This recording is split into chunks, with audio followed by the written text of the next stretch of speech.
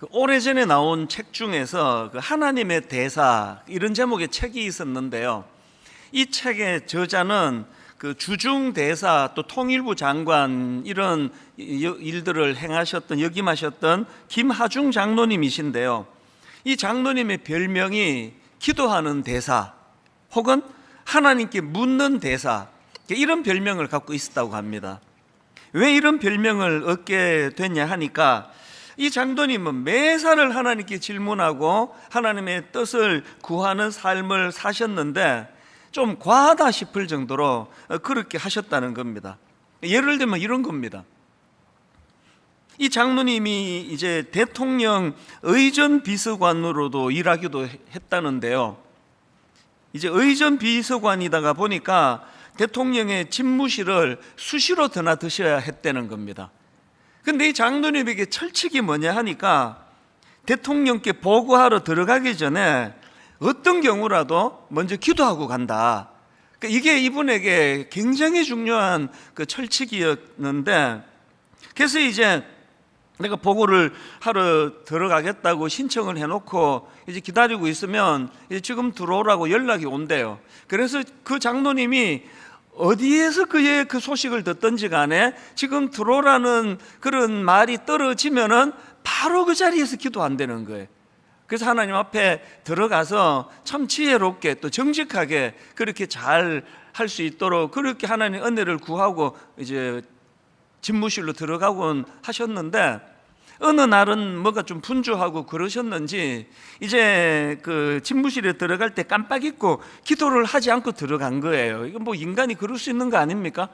그런데 이 장로님이 이제 대통령과 대화를 나누다가 그 사실을 알고 나서 마음에 이제 막 이거 어떻게 해야 되나 그렇게 걱정하고 당황하다가 이런 말씀을 드렸다는 겁니다. 죄송합니다. 제가 뭘 잊어버렸습니다. 잠깐 나갔다 오겠습니다. 그래서 이제 그렇게 하라고 허락을 받고는 그 집무실을 나와가지고는 가까운 빈방에 들어가서 하나님께 기도하는데 참 그 내용이 이제 감동이 되더라고요. 하나님, 오늘도 정직함과 지혜를 주시기 원합니다. 그렇게 간절히 기도하고는 그렇게 이제 다시 들어가서 보고를 했다는 겁니다. 아마 이후에도 이런 일이 몇 번 더 있었나 봅니다. 한 번은 그 대통령께서 웃으면서 이런 말을 하시더라는 겁니다. 김 비서관, 자네는 뭘 자꾸 잊어버리나? 이 내용을 모르시다 보니까 뭐 서류를 안 가져오시고 뭐 그런 줄로 이제 뭐 오해를 하셨을 거 아닙니까? 뭐 이럴 정도로 이 장로님은 매 순간 하나님께 기도드리고 하나님의 응답이 있어야 나는 다음 일을 한다. 그래서 이제 이게 뭐 너무 과하다는 비판의 목소리도 있었습니다. 근데 저는 최근에 그 책을 다시 꺼내 읽으면서 이 장로님이 가셨던 이 정신이요, 어떤 경우라도 하나님의 뜻을 구하고 하나님의 뜻대로 그렇게 행동하기로 결심하고 살아가는 이거는 참 굉장히 귀한 거라는 생각이 들더라고요. 느헤미야 2장에서도 좀 비슷한 장면이 나오는데요. 느헤미야 2장 4절입니다. 왕이 내게 이르시되 그러면 내가 무엇을 원하느냐 하시기로 내가 곧 하늘의 하나님께 묵도하고, 이게 지금 어떤 상황입니까? 절대 권력자 왕 앞에 서 있는 상황이에요. 그 왕이 지금 질문을 던졌습니다. 어지간한 사람 같으면 그냥 땀이 삐질삐질 나고 막 할 말이 생각이 안 나고 그러는데요. 그 긴장된 순간에 이 느헤미야가 그 짧은 순간에 내가 곧 하늘의 하나님께 묵도하고, 이거는요 오래 이 기도를 통한 이 기도가 몸에 배지 않고는 이거 할 수 없는 일 아닙니까?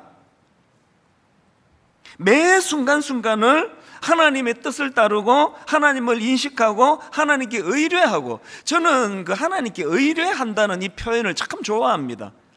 가장 가까운 사람에게 할 수 있는 게 그 하나님 그 의뢰하는 거 아닙니까? 이거 좀 도와주실래요? 이거 어떻게 하면 좋지? 여러분, 기왕에 예수 믿는데 우리 일상적인 생활 속에서 그 예수 믿는 게 무슨 액세서리처럼 그렇게 뭐 주일 올 때만 성경책 털고 오는 게 아니라 매 순간순간. 그래서 그 김하중 장관 그 장로님께서 갖고 있는 기록이 하나 있는데요. 주중대사 최장 기간 주중대사를 역임한 그 기록이 있습니다. 그 민감한 중국 대사로 부임하셔가지고 얼마나 지혜롭게 일을 잘 처리하셨으면 그렇게 최장수 가장 오랫동안 그 일을 하실 수 있었겠냐는 겁니다. 이게 삶 속에서 하나님을 의뢰하는 거예요. 지금 우리가 교회적으로 이제 영적인 기초 다지기 6가지 항목, 이걸 하나하나 살펴보고 있는데요. 지난 2주 동안에 이제 가장 먼저 영적 기초 중의 기초, 말씀 묵상해야 된다. 이 훈련해야 된다. 그 다음 2번째가 뭐였습니까? 기도 생활이 이제 몸에 배어야 된다. 이거를 이제 시작을 이제 하고 이제 지금 오늘이 3주 차인데요. 아마 이제 제가 추측한데요. 꽤 많은 분들이 첫째 주에 도전을 받았을 거예요. 막 교회가 이제 제공하는 그 내용을 가지고 아침에 일어나가지고 이제 묵상을 먼저 하고 해보니까 되게 좋다 그러고 그러셨는데 이제 3주 차가 되면서 이제 하다가 그만두신 분이 꽤 많으실 거예요. 한번 손 들어보라고 그러고 싶은데 창피하시니까 제가 손은 들어보라고 안 그러시면 뭐 꽤 많으실 거예요. 그 왜 그렇습니까? 습관이 안 돼서 그래요. 우리의 이 목표는요, 이번에 이걸 뭐 한 이벤트로 6주 동안 하는 게 지금 목표가 아니라 이제 지속적으로 이거를 이제 몸에 배일 때까지 이게 습관이 돼가지고 어떤 당황스러운 순간이라도요, 여러분들이 그 사회생활 하시다 보면 너무 생각 없이 빨리 대답해가지고 그게 어려움을 겪는 경우가 얼마나 많습니까? 집에 가서 내가 그때 그 반대했어야 되는데 내가 왜 예스라 그랬지? 이런 일들을 막고 싶으시면은요, 이 느헤미야처럼 그 장로님처럼 항상 하나님께 의뢰하면서 한 템포를 대답을 멈칫하고 하는 이 훈련이 필요한데 이 6주 동안 이제 그 훈련을 하자는 겁니다. 그래서 지금 벌써 손 놓으신 분 오늘부터 하십시다. 다시 하자고요. 그래서 이제 뭐 작심 3일 이런 이야기를 하는데 나는 그 말에 희망이 있다고 생각합니다. 인간이 작심 3일이면 4일에 한 번씩 작심하면 되잖아요. 3일하고 또 깨지고 4일째 또 결심하고 또 8일째 또 깨지고 뭐 계속 될 때까지. 그래서 결국은요, 세상살이에서 성공하는 사람은 끈기 갖고 일하는 사람이 그 사람이 성공한다 그러잖아요.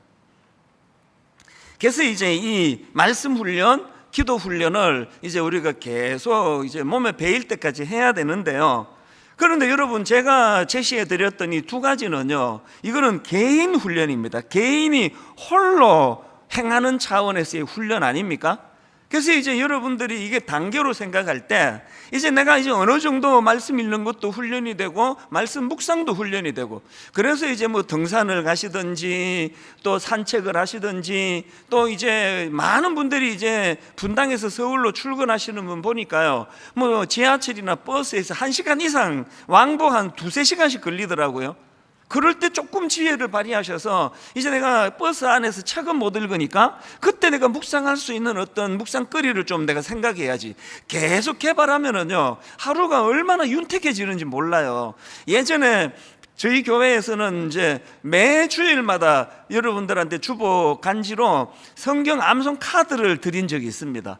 그래서 이거를 가지고 한 주 내내 이제 암송하고 묵상하고, 그리고는 이제 설교하기 전에 전 성도들이 함께 그 묵상한 것을 같이 이제 나누고 그랬던 때가 있었는데요. 참 이거 다시 부활해도 좋겠다는 생각을 합니다.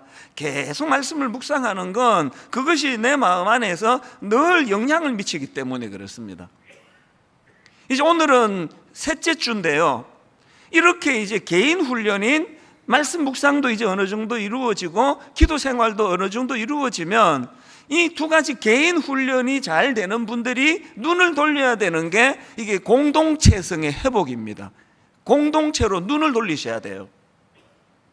그래서 제가 오늘 설교 제목을 홀로 그리고 함께 이렇게 제가 제목을 정해봤는데요, 제가 그 설교 제목을 한 10번 정하면 한 10번에 한 번 정도는 이 제목 잘 정했다 그런 생각이 들 때가 있는데, 이번이 그런 날이에요. 이 제목 진짜 잘 정했습니다. 동의해 주신다면 더 행복하겠고요. 이 제목이요, 홀로 그리고 함께, 이게 우리 신앙생활의 엑기스를 다 담고 있는 거예요. 그래서 우리는 홀로 그리고 함께, 한번 따라해 보시겠습니까? 홀로 그리고 함께, 홀로 그리고 함께. 말씀 묵상과 기도 훈련이라는 개인 훈련은 홀로 이루어지는 거지만, 이것이 잘 훈련이 되는 사람들은 함께로, 이 함께의 정신, 공동체로 나가야 됩니다. 아마 많은 분들이, 제가 이렇게 말씀드리면 많은 분들이 이런 질문을 하실 거예요. 왜 꼭 그래야 돼? 신앙생활은 하나님과 1대1로 하는 건데, 아니 내가 스스로 말씀도 묵상하고 기도도 하고 그러는데 왜 꼭 내가 다락방을 왜 꼭 나가야 돼? 교회는 왜 나가야 되냐고, 이런 질문을 아마 하실 거예요. 여러분, 이런 질문을 하시는 분들에게 제가 답을 드리고 싶은데요, 왜 그래야 된다고요? 너무나 중요한 답이 있는데요, 그게 하나님의 창조 질서이기 때문에 그렇습니다. 자, 이게 무슨 말씀이냐? 하나님이 인간을 창조하실 때의 그 과정을 한번 생각해 보십시오. 창세기 2장 18절을 보십시오. 여호와 하나님이 이르시되 사람이 혼자 사는 것이 좋지 아니하니, 사람이 혼자 사는 것이 좋지 아니하니. 여러분, 이 말씀에서 중요한 것은 시점이에요. 하나님이 어느 시점에서 아담에게 이렇게 말씀하셨냐 하니까요, 아담이 타락하고 하나님의 창조 질서를 깨트려 버리고 아담이 타락해가지고 어떤 결핍이 생기고, 그래서 이거 보완해야 되겠다, 그래서 이제 혼자 사는 게 좋지 않다, 이렇게 주신 게 아니고요, 이 말씀을 주신 시점은 놀랍게도 아담의 타락 이전에 주신 말씀이에요. 뭘 의미합니까?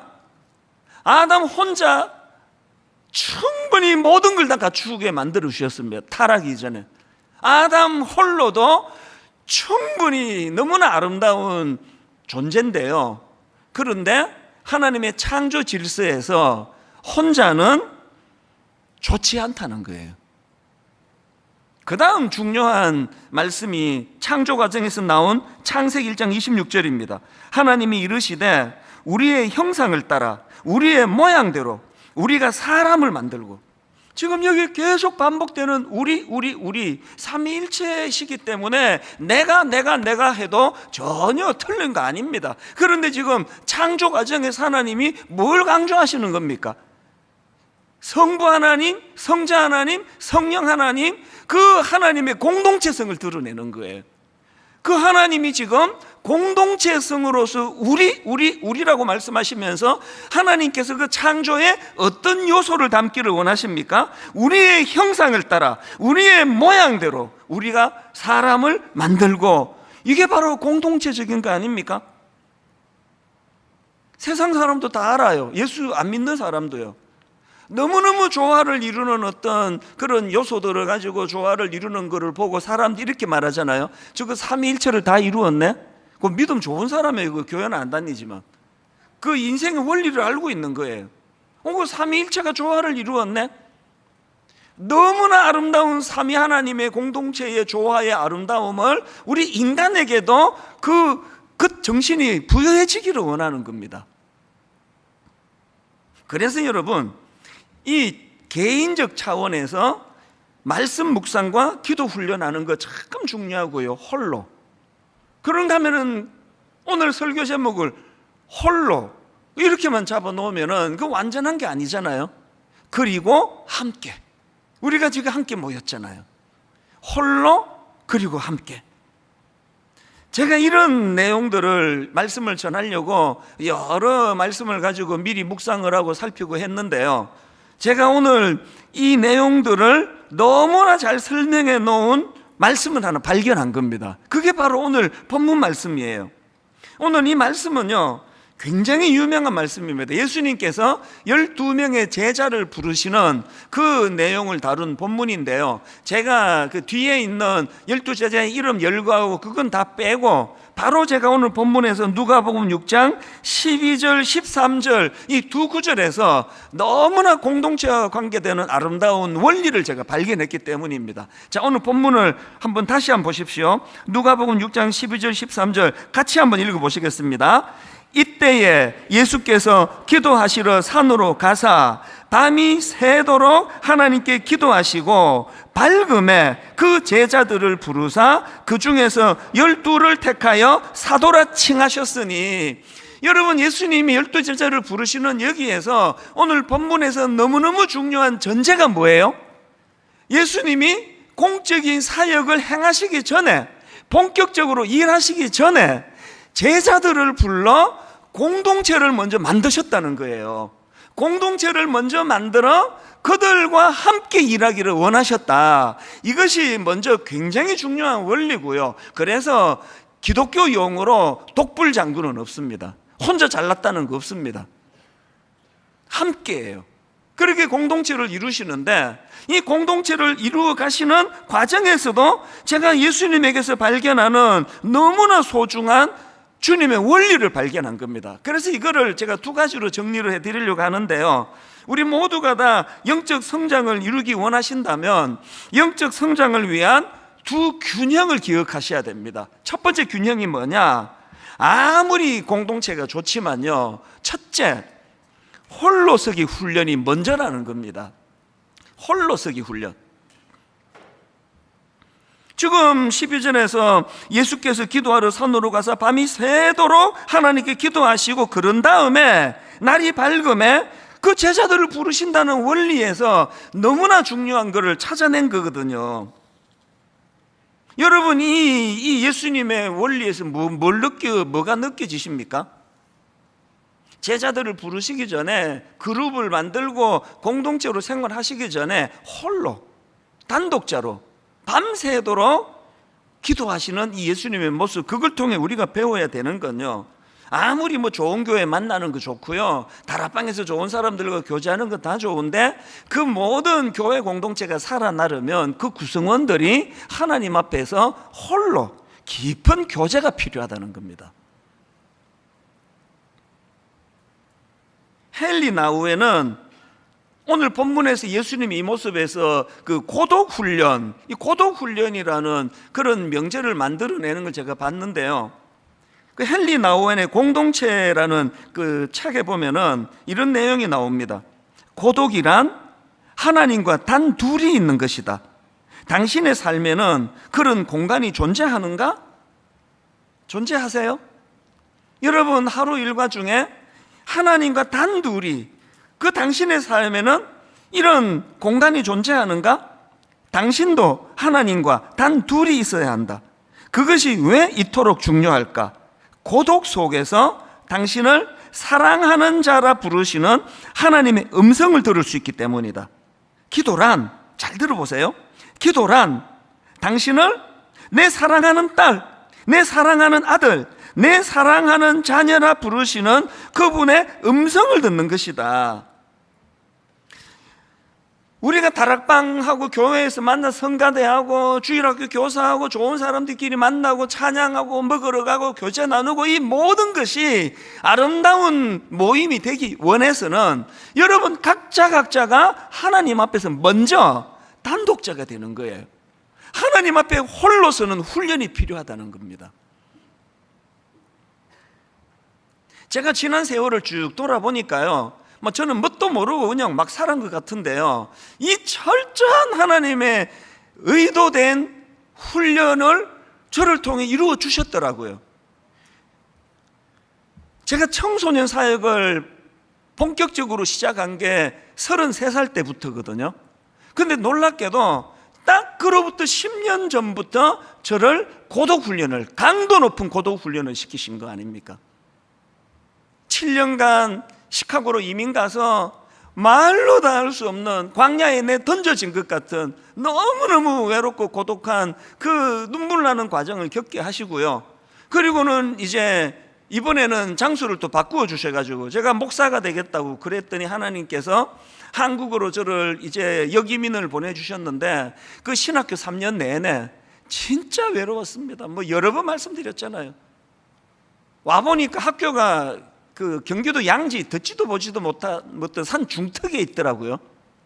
그리고는 이제 전사님들이 다 이제 금요일 되면은 사역 한다고 전국으로 다 뿔뿔이 다 흩어지는데, 또 자기 집으로 다 가는데, 그 남겨진 제가 가진 그 고독감은 이루 말로 다 못해요.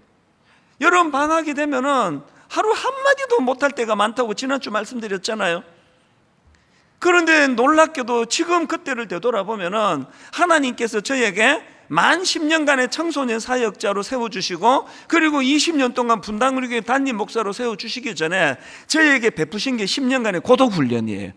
만 10년 동안 그렇게 고독훈련을 통해서 제가 배운 너무너무 고마운 몇 가지가 있는데요, 저는 이 고독훈련을 통해서 하나님 의지하는 법을 배운 겁니다. 그 10년의 세월 동안 안 그랬으면 제가 누구 의지하는 이런 성격이 강해가지고 사람을 많이 의지했을 텐데요, 하나님이 그냥 저를 뚝 그냥 시카고로 집어 던지셨어요. 그리고는 다시 한국으로 또 집어 던지셔가지고 만 10년 동안 뭐 사람을 의지하고 싶은데 뭐 주변에 사람이 있어야 의지하죠. 아무도 모르는 낯선 그곳에서. 그랬더니 그게 하나님이 저에게 원하셨던 거, 이 하나님 의지하는 법을 배우고 목회해야 된다. 그리고 그 다음에 또 한 가지는요, 저는 어떤 경우라도 그 10년의 고독 훈련을 통해서 이 찬수 목사는 하나님께 사랑받는 사람이라는 거. 내가 목회를 잘하거나 목회를 못하거나 내가 실수를 많이 하거나 실수를 뭐 적게 하거나 이런 걸로 조건을 걸지 않으시는 정말 어떤 무조건적인 하나님의 사랑을 받는 자라는 인식을 하게 되니까요, 여러분 그 결혼 생활도요, 자꾸 이 사랑이 결핍된 배우자는 그 상대방이 힘들어요. 계속 채워줘야 돼요. 그래서 저도 이제 결혼 생활한 지가 뭐 꽤 오래됐지만 계속 제가 하나님께 구하는 게 그겁니다. 하나님, 저는 제 아내와 잘 지내고 싶습니다. 저는 제 아내와 친밀한 관계를 유지하고 싶습니다. 그럴 때마다 하나님이 주시는 답은요, 그러고 싶니? 고독 훈련을 해야 된다. 제가 새벽에 그 고독한 시간에 깊이 하나님과 교제하고 나면 아내를 향한 사랑이 막 생겨나는 걸 느껴요. 이게 고독 훈련이에요. 이 사랑의 결핍이 있으면요, 자꾸 그 결핍된 걸 채우려고 하다가 보면 집착하게 되고 그 스토커가 된다는 건 그 참 슬픈 일 아닙니까? 오늘 저는 여러분에게 진심으로 제가 부탁을 드리고 싶습니다. 여러분 성숙한 그리스도인이 되고 싶으세요? 고독 훈련을 하셔야 돼요. 여러분 지금 어떤 일 때문에 좀 힘든 분 계세요? 지금 여러분 뭔 일로 실패하셔가지고 혹은 모든 사람들이 나 같은 거 안 좋아할 거야, 마음에 어떤 상함이 있는 분 계세요? 믿었던 사람에게 상처를 받은 분 계세요? 지금이야말로 고독 훈련하기 딱 좋은 때입니다. 고독 훈련을 하셔야 돼요. 이번 주에 이제 다락방이 개강이 되는데 저는 이게 정말 기적이라 생각합니다. 순장님이 턱없이 모자라가지고요, 이건 뭐 절대 원래 안으로 다락방 안 된다, 순장님이 없는데 제자훈련, 사육훈련 2년 걸리는데 무슨 다락방을 하느냐 했는데 기적같이 지금 상반기에 다락방이 지금 시작하게 됐는데 너무 저는 가슴이 벅차거든요. 지난 20년도 분당 우리 교회의 특징이 뭐냐, 강점이 뭐냐 물으면 저는 다락방이다. 이 분당 우리 교회 다락방은 남녀 성도들이 잘 모이기로 유명하다, 소문났다. 이걸 제가 늘 자랑했는데 이 길은요, 진짜 제가 하나님 앞에 기도합니다. 아버지, 내 모든 걸 걸고 다락방이 살아나기를 원합니다. 왜 그렇습니까? 아까 홀로 그리고 함께, 우리 성도님들은 주중에 혼자 말씀 보고 기도하고 묵상하는 이런 훈련이 되게 하시고, 그런가 하면 그런 분들이 모여가지고 서로서로 사랑의 공동체를 이루어가기를 원합니다. 여러분 다락방이 은혜가 풍성한 다락방 되기를 원하신다면 오늘 본문 말씀을 계속 묵상하십시오. 누가복음 6장 12절, 이때에 예수께서 기도하러 산으로 가사 밤이 새도록 하나님께 기도하시고 홀로 고독 훈련을 행한 다음에 13절에 밝음에 그 제자들을 부르사. 분당 우리 다락방과 우리 각자의 심령이 이 조화를 통해 영적으로 성숙해지는 분당 우리 교회 이기사역 되기를 바랍니다. 이게 첫 번째 균형이고요. 그런가 하면 영적 성장을 위한 두 번째 균형이 뭐냐, 그 홀로 서기 훈련의 에너지를 공동체로 옮겨주자는 거예요. 내가 성숙해졌습니까? 그러면 이 성숙의 에너지를 공동체의 성숙으로 연결시키도록 여러분이 애쓰셔야 됩니다. 밤새도록 하나님께 기도하고 그렇게 산으로 가서 구하셨던 예수님께서 그 에너지를 13절에 밝음에 그 제자들을 부르사. 다시 누가 이런 질문을 하신다면요, 아니 나 혼자 잘 노는데, 난 나 혼자 신앙생활 잘하는데, 난 나 혼자 지금 예수 잘 믿고 난 신앙이 잘하고 있는데, 근데 왜 굳이 내가 다락방에 가야 돼? 왜 굳이 내가 공동체에 또 내가 가입을 해야 돼? 난 내성적이란 말이에요. 나 사람 싫어해요. 사람 모이는 데 가면은 난 별로 안 좋아요. 이런 분들이 계시다면요, 여러분들이 아셔야 되는 게 있습니다. 왜 다락방 공동체에 우리가 참여해야 되느냐? 갈라디아서 5장 6절에 한번 내용을 보십시오. 그리스도 예수 안에는 할례나 무할례나 효력이 없어되 사랑으로서 역사하는 믿음뿐이니라. 세 번 여기 더 실감 있게 번역을 했습니다. 그리스도 예수 안에서는 할례를 받거나 안 받는 것이 문제가 되는 것이 아닙니다. 가장 중요한 것은 믿음이 뭘 통해서요? 사랑을 통해서 일하는 것입니다. 사랑은 혼자 할 수 있는 거 아니잖아요. 난 내 아내를 사랑해요. 그 아내가 있다는 소리 아닙니까? 상대방이 있다는 거 아닙니까? 지금 이 말씀의 전제가 뭡니까? 믿음이 뭘로 증명이 돼야 된다고요? 사랑을 통해서 증명이 되고 그 믿음이 사랑을 통해서 일하는 거래요. 왜 결혼하는 거하고 신앙생활 하는 건 혼자 살 수 없는지 아시겠죠? 증명해낼 길이 없잖아요, 혼자면. 내가 영적으로 충만하면 그것을 교회 공동체를 통해서 증명해내야 된다는 겁니다. 일만성도 파송 운동을 이제 시작을 하고 한 2주쯤 지났을 때 어떤 연세가 좀 있으신 남자 성도님 2분이 저를 찾아오셨어요. 이제 이분이 하시는 말씀이, 우리는 초신자입니다, 목사님. 우리는 분당 우리 교회에서, 이분은 또 따로따로인데요, 각자인데 다락방에서도 만나신 겁니다. 그래서 우리는 분당 우리 교회를 못 떠납니다. 못 떠나는 줄 알았습니다. 그랬는데 결론, 떠나기로 하셨다는 겁니다. 왜 떠나기로 했느냐? 다락방을 못 떠나서 그렇다는 겁니다. 이 다락방 식구들이 다 지금 분리개척 교회로 옮겨갔기 때문에 자기들만 남을 수 없다는 거예요. 그러면서 이제 교회에서 믿음이 성장하게 된 과정을 쭉 설명을 다 해주셨는데요, 제가 어제 이 말씀을 준비하다가 그 어른 2분이 생각이 나서 담당 순장님한테 연락을 드렸습니다. 내가 오늘 이것 좀 인용하고 싶은데 좀 더 정확한 내용을 좀 전해주시면 좋겠습니다. 그랬더니 그 순장님한테 이런 답이 왔습니다. 한번 들어보세요. 처음에 다락방에 오셔서는 나이 차이 많은 젊은 순원들과 어울리거나 속마음을 나누기가 어려우셨지요. 성경 지식이 없으니까 다락방 교제를 가지고 나눔을 할 때 늘 긴장하시고 힘들어하시기도 했고요. 당연하죠. 연세 들어서 그 낯선 교회 공동체에 들어가서 뭐 성경 내 지식도 없는데 당연한데, 이분이 어떻게 다락방에서 은혜 받고 변화 받고 세례까지 받게 됐느냐? 그 다음 내용을 한번 들어보세요.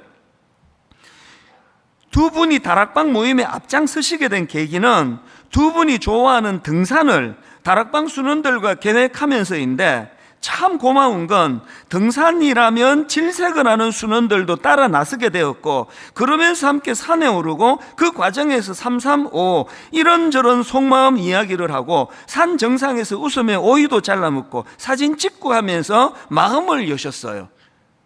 놀라운 건요, 이찬수 목사의 주옥 같은 복음 설교를 듣고 이분이 마음이 열려 예수 믿게 된 게 아니래요.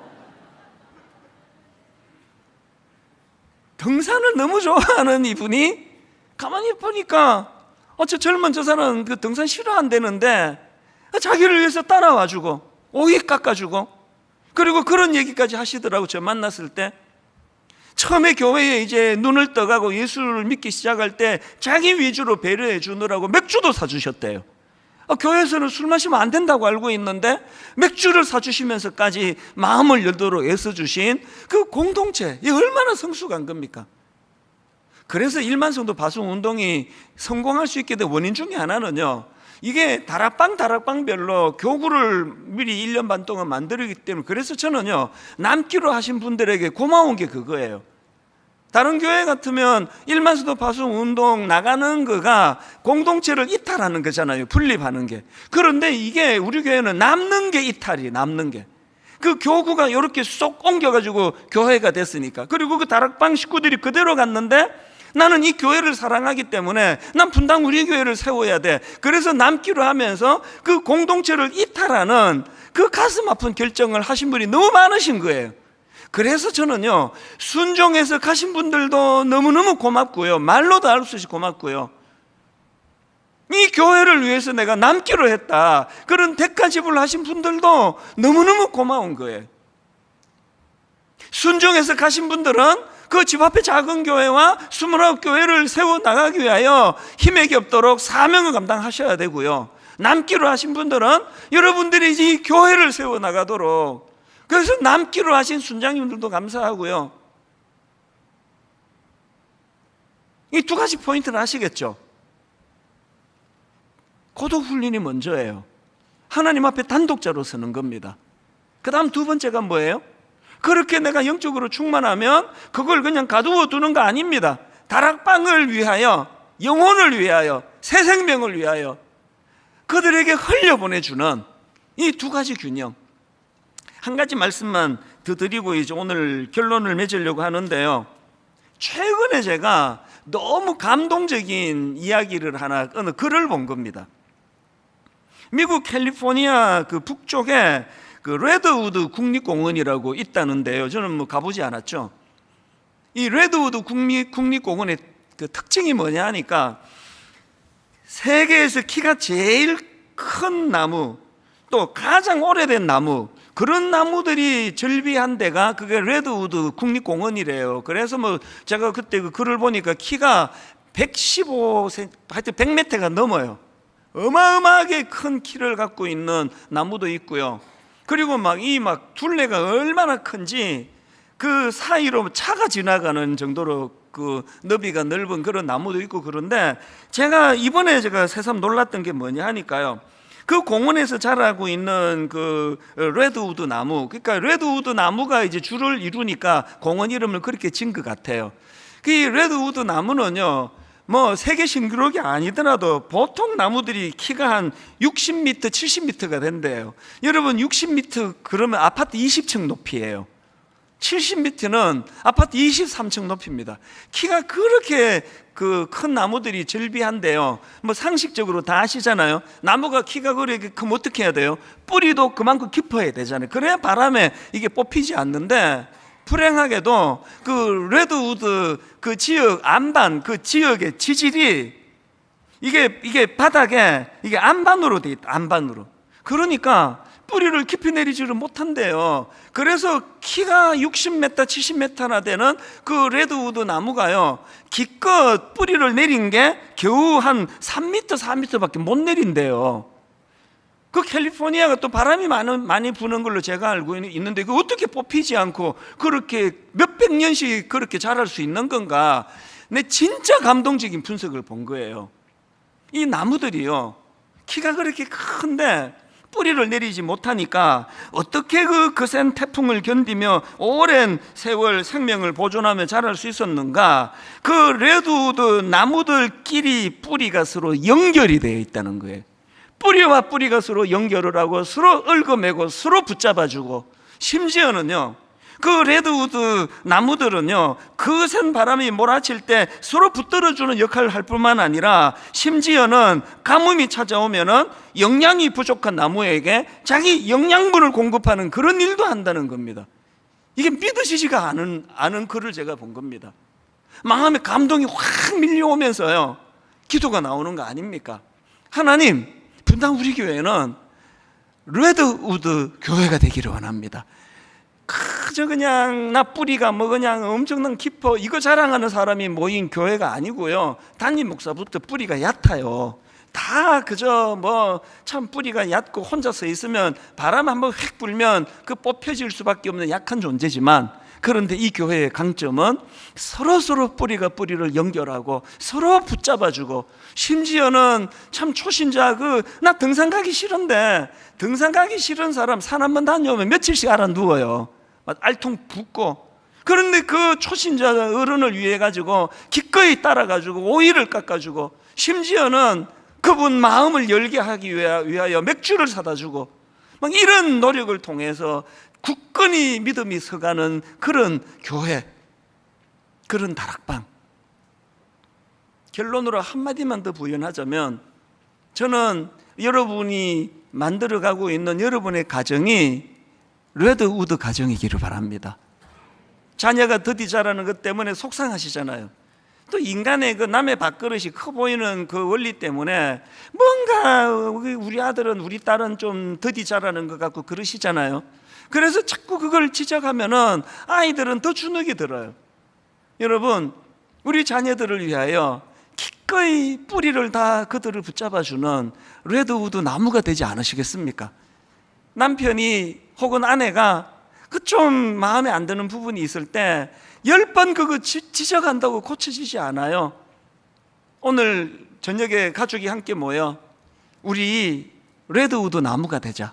서로 홀로는 너무 연약한데 서로 뿌리를 내리고 서로 도와주고 견고하게 붙들고 나가자.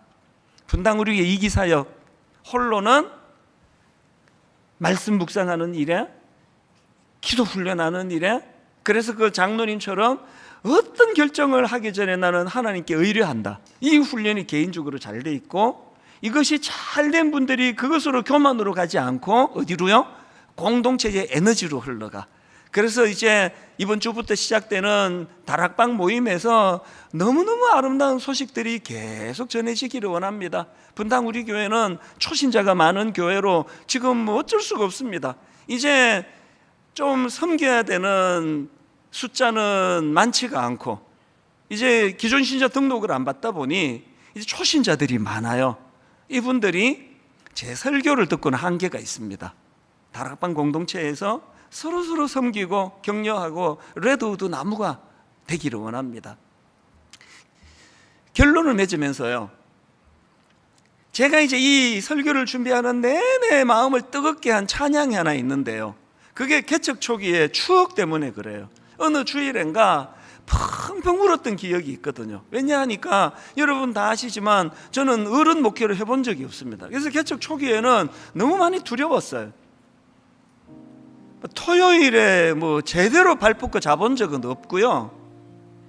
막 설교가 감이 안 잡히니까, 이 중동부 애들 할 때는 막 그냥 막 마음껏 얘들을 내가 그렇게 목회를 할 수 있었지만 어른들에게 이게 안 맞으니까, 그래서 토요일 날요, 어느 날도 기억이 나요. 설교 준비 다 하고 그렇게 하고 시계를 딱 보니까 새벽 5시예요. 밤을 샌 거예요. 그렇게 설교 준비를 하고 설교를 해도 설교하고 나면 주일 오후가 마음이 뭔가 찝찝하고 이게 시원하지 않고, 왜 설교를 왜 이렇게 밖에는 못할까, 그렇게 자책했던 저에게 여러분들이 저의 레드우드 나무세요. 얼마나 많이 격려해 주시고, 우리 목사님 설교 잘한다 이런 말씀하는 것보다 이 말을 더 많이 하셨어요. 설교 점점 좋아지고 있다. 설교 점점 좋아지잖아. 얼마나 주변에 소문을 많이 내주시는지, 우리 교회 와서 목사님 설교 한번 들어봐, 점점 좋아지고 있어. 여러분이 저에게 레드우드 나무예요. 그래서 여기까지 온 거거든요. 그래서 어느 날 이 찬양을 우리 예배 시간에 부르는데 그렇게 눈물이 나더라고요.